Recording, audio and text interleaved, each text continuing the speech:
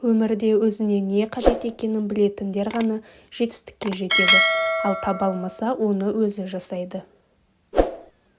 Өткенге көз салғанда қалпағыңызды шешіңіз, болашаққа көз тастағанда жеңіңізді түріңіз. Өзіңмен өзің бол. Ең жақсысы басқалар сенің қолыңнан келмейді деп ойлаған істі ақырына жеткізу. Кішігірім кемшіліктерге көз жұма біліңіз. Өз бойыңызда оның зор түрлері бар. Көп шығыстан қорықпаңыз, аз табыстан қорқыңыз. Біз біреуге тиіссек, не көмектесеміз, не кедергі келтіреміз.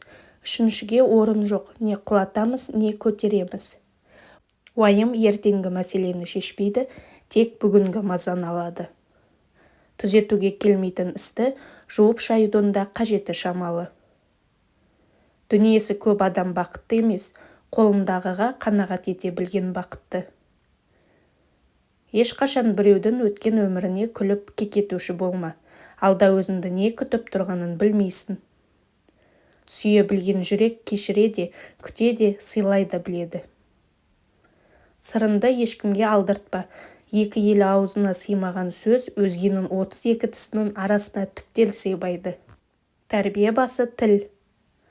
Шаршау тәннен емес, мидан басталады. Жанында 5 жыл жүріп тани алмаған адамды 5 минут ұрыс кезінде анық көресің. Кімнің ісі жүріп тұрса, достарымын, қиналысқа түссе, айналасы шөл. Өмір ұзақтығымен өлшенбейді, мазмұнымен өлшенеді. Сөзді іске айналдыру істен сөзге көшкеннен әлде қайда қиын. Әр күнді кішкентай өмір деп қарау керек. Ыза мен өкпе өзінен басқа ешкімге зиян келтірмейді. Зиян болғанда да ол сені жай ғана іштей өлтіре бастайды. Сондықтан арғы жағын өзің шеш. Ой түбіне кетпей, тәуекел етте баста. Қай уақытта болса да, қайда болса да адам үнемі өзінен есеп алуы керек. Өзгенің қатесін жасыруда түн сияқты, ал жақсылығын айтуда күн сияқты бол. Қолымнан келмейді деп емес, өмірден ештеңе істеусіз өтіп кетемін бе деп қорық.